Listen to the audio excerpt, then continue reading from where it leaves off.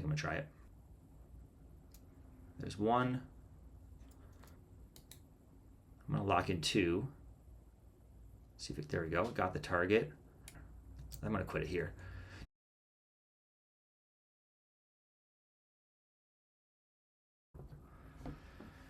All right, so it's contract rollover week, which is always a little tricky. We have a gap up with the new contract. I always have my settings to not back adjust.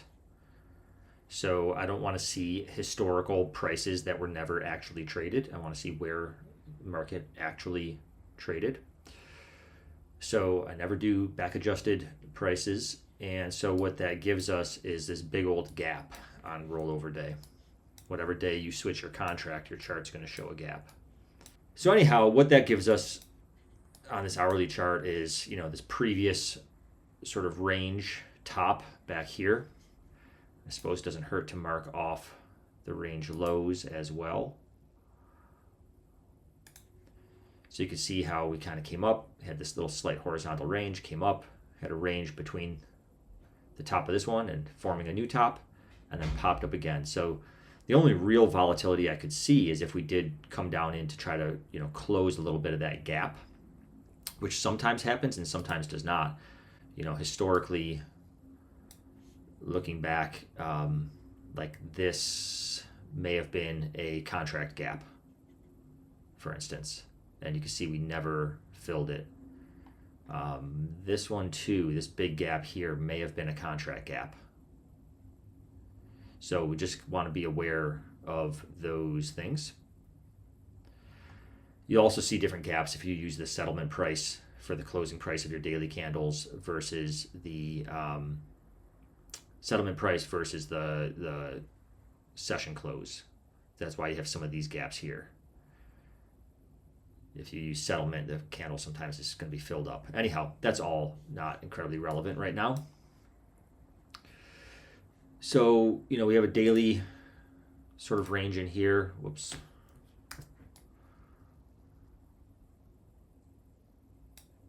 Something like that. That was the last sort of major daily top. Right around the 19,000 area, and then we've just been ripping. I mean, we're almost 1,000 points higher already. And that was just, beginning of June. I mean, it's been an insane sort of rally here in June so far. And then you add this contract gap on top of that, and we are sky high. So just be aware of that. The daily here, very extended up. No real ranges to play with. So we only really have these 60-minute structures to kind of give us reference points. Sometimes I will look at my trading view chart. So if we look at it here, just to get a sense of like if you're not looking at these back adjusted prices, then we do have, we're trading right at this sort of top. Okay, so we had this resistance and then we're just holding above it. So for anybody that hasn't rolled, that's what they are seeing, which is, I think, kind of important to know sort of what they are seeing. But I like to, from a bigger picture standpoint, not have that back adjusted. Looking at this and then keeping this in your head, this is the hourly chart without the rollover happening yet. Compared to this hourly chart with the rollover, we'd see that this lower support of the current overnight range is actually basically embedded into this upper resistance of the previous hourly range here. Great. Doesn't really change anything for me, because for me, already just looking at this chart here, this lower area is a buy zone for me. If I was looking at this chart and say, hey, we're above this, I'd be saying, well, we're above it, so now anything in here is a buy area until we get back below it and then approach it from the bottom.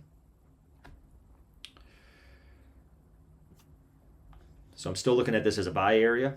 I'm looking at up here as a possible sell area, even though there's upward momentum. But a lot of times on these contract expiration weeks, the markets are choppy because you have a lot of people moving money for a lot of different reasons. Some people are just rolling over and just trying to get the best rollover that they can. They want to sell their existing contract as high as they can and buy into the new contract as low as they can, and it creates a lot of rangy up and down pressure. Again, if we look back historically, and we go back to previous rollovers. So this was the expiration of the March contract, and look at the week leading up to that expiration. Basically, it was this whole area right here.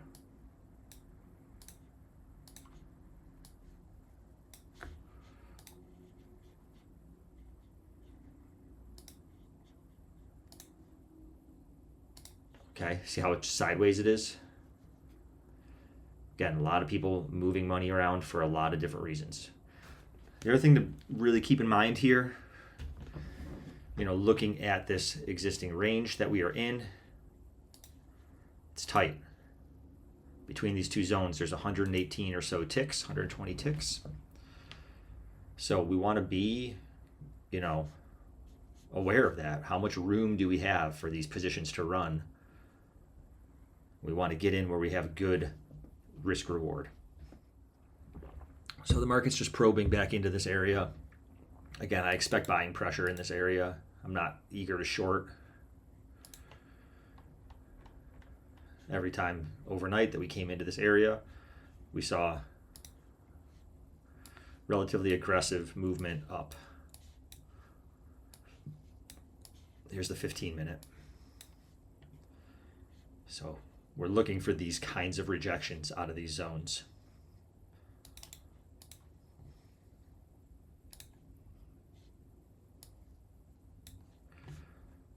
This is definitely an area of interest.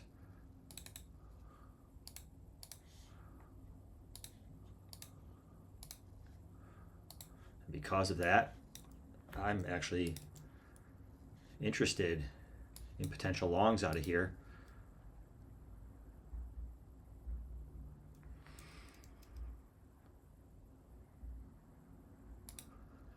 I'm going to try this long really quick. It's very early, but I like the buying pressure. And it's okay if I get stopped out. I like the location of the market. We might not get very many good opportunities.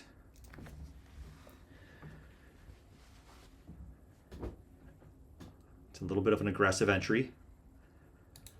So if I get stopped out, it's okay. I understand what I got myself into. There we go. I'll wait. If we break through this trend line, if we start to show some shifts of structure, I'll consider jumping back in. It's no big deal. Again, this still looks like there's buying pressure down here. I'm going to get an order into the book just so it's ready. And we're forming this little support and resistance area in here. Possible higher low.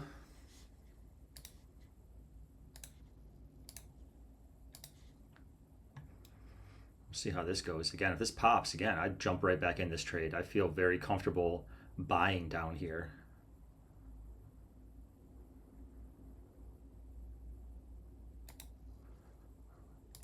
I'm going to try it. And if it works, it works.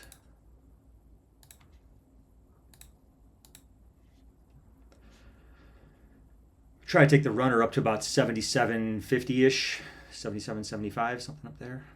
50 is where it's at. Target 1 is 62.50. So see if we can't make back that loss real quick.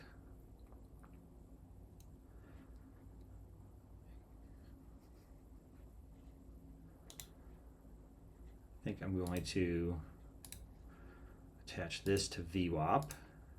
Just want to keep that under VWAP a little bit. Second target.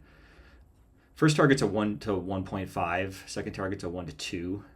But because VWAP's right there, I'm going to keep that second target under VWAP. Just in case we get a VWAP bounce. Sellers showing up there. But I want to see more buying pressure come in here. If we pop up, I'll bring my stop up just under my entry. Limit the risk on this. But I need to get a nice clean push up. See the buyers pump it a little bit more. I'm very comfortable with my trade location, which I think is really important.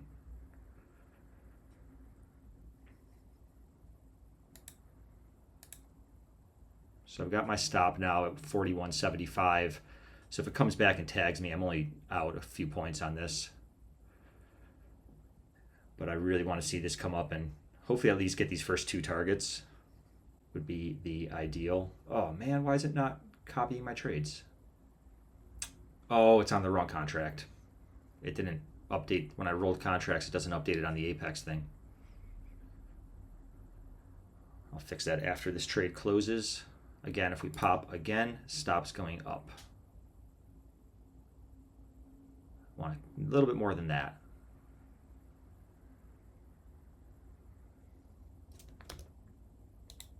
What I might do is just move the one stop up and lock in target one just in case.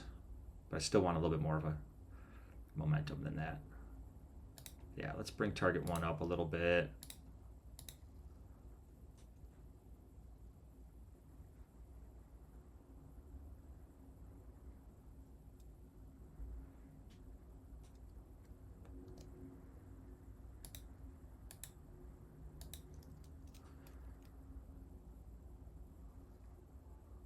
I want to see the buyers pump it up one more time.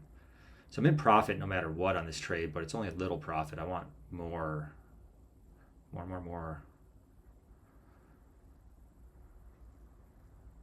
I might take one off if it goes back up to that area where we have these wicks on this 15-second chart. I think I'm going to take one there just to be on the safe side and lock in a little bit of gains. I don't like all these wicks that are forming up here, all that selling pressure. So I wanted to just lock that in. Stop for the other two is at 49.25, and it looks like it may get tagged, and that's okay. At least I got some gains on this trade. I'm a little bit annoyed that it didn't copy. And it's probably not going to be enough to put me back in the green unless it goes all the way up to target 2. Nope, I'm out. So I made back most of my losses on that trade. I do like that rejection, very close to that 5-minute zone that was there. There's a little bit of a 1-minute zone. It's not really like a fully confirmed zone, but it's down here. And if price does come back into this area, I'd be interested, there we go, in possibly looking for another buy opportunity. The one thing I don't like is on the 1 minute, we've got all these wicks up here. That makes me a little bit uncomfortable with being a buyer. But let's just see. Let's see what happens. I gotta have a convincing reason to get long. There's a pretty high volume doji right there. Let's see how this candle forms. I might try another long here. Just because again, it's good trade location. We're in sort of a 1 minute area of rejection, previous rejection.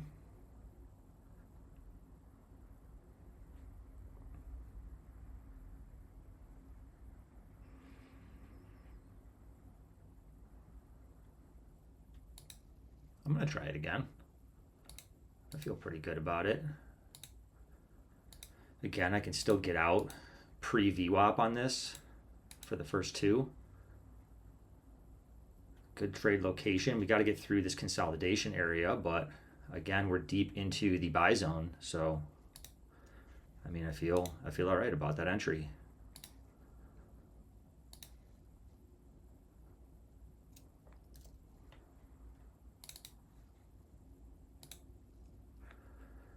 Let's just see if it can't hold up here.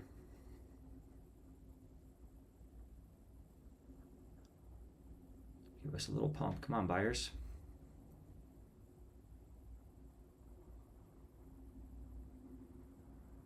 And I like the buying pressure that came in. I like the trade location a lot.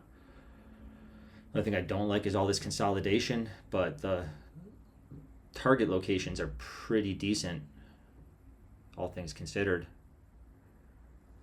So all we've got to see is this hold and then push us up. It'll give us a great place to put a break-even stop, like just below this swing if it stops here. Sellers are hitting it. Let's see if the buyers hold that. If they do, it's a good sign. It's a good sign so far. Come on, buyers. Pump it up. I get ready to bring this target one stop up. If it pops, I don't want it to come like a tick of my target and then reject on me, because it is in that consolidation area. Although I also kind of want to bring my main stop below this, at least at this point, tighten up this risk a little. Because if we get back below that large trade, I feel like I want to be out of that position. Okay, I'm stopped out of almost all of it. Second stop didn't get hit yet. There it is. Okay, I'm out. Again, feel fine about the trade. I like everything about it. Still like the trade. Still would consider getting back in. You know, what are you going to do? You got to take what the market gives you. Only down less than 1R still on the day. So it's fine. If we break below this hourly zone, then we just wait and see. Do we play it down to the next hourly zone? Keep in mind that on the non-adjusted chart, we're still in buy territory. Okay, this is the non-adjusted chart. Still in buy territory. So give me a good banger and we're in the green, you know what I mean? So we are selling off a little bit into this. Again, looking at the non-adjusted chart, we are getting piercing below that buy zone. But again, like if you look at you could look at it also as this area here, in which case, you know, you might see buyers come in.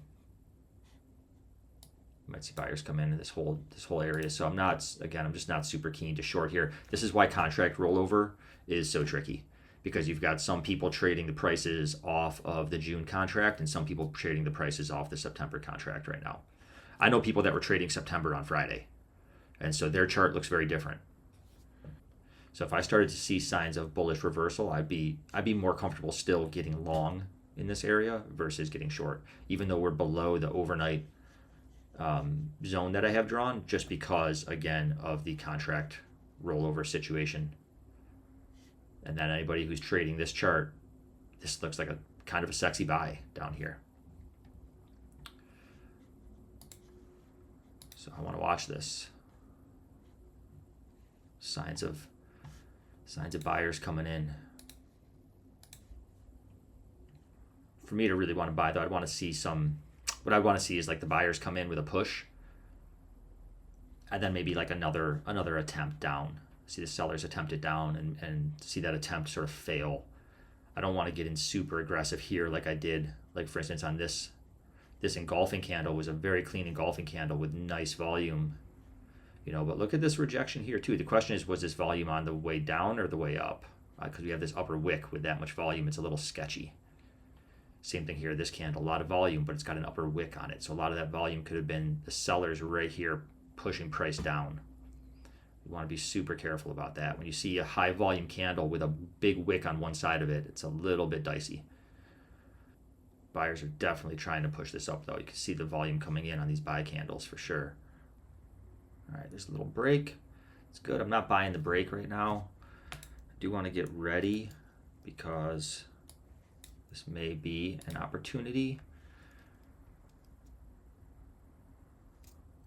I don't know that I love the risk profile on this. It's actually not bad.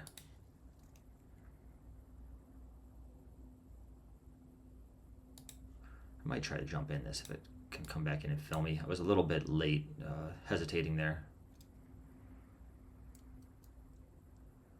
All right, at this point I'm going to wait. I'm going to see if this comes back down. Now that we're seeing good sign of buying, I should have gotten in when it did that little retest and popped back up at the top of the second candle above the zone.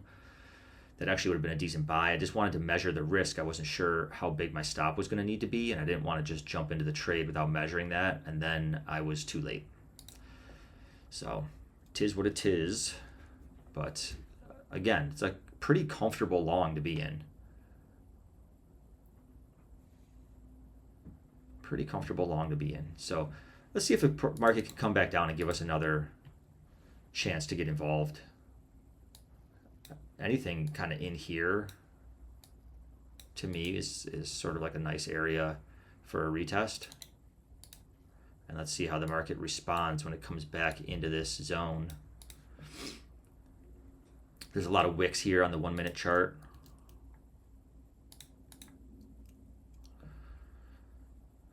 So if we retest into here and then get a nice, another nice engulfing candle with some volume, that would look all right. I don't love that the sell side volume is increasing on the way down, but it was increasing quite a bit on the way up as well. Let's just get ready because things can shift pretty quick in here.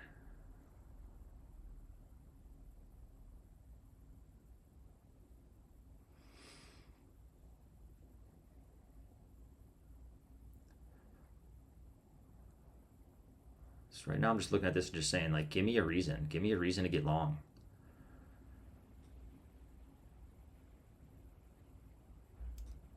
I don't love that it's a downtrend on the 1 minute, but it is what it is. Let's see how this candle closes. If this candle closes pretty bullish, I might jump in, but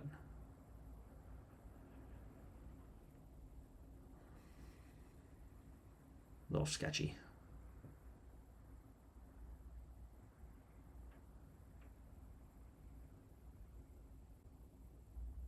I think I'm gonna try it. Again, I like the trade location.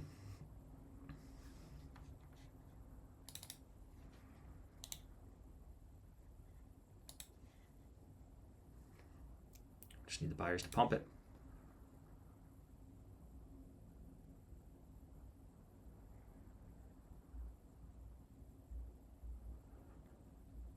A little bit more. A little bit more. Give us at least T1 would be great. Ooh, come on. I'm going to lock this in. I don't want to let that come down. There's one. Let's go break even on the remainder.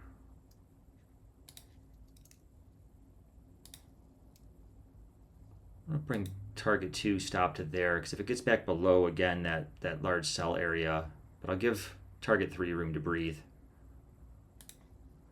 And again, if this pops back up here, I may just move this stop up to lock in target 2.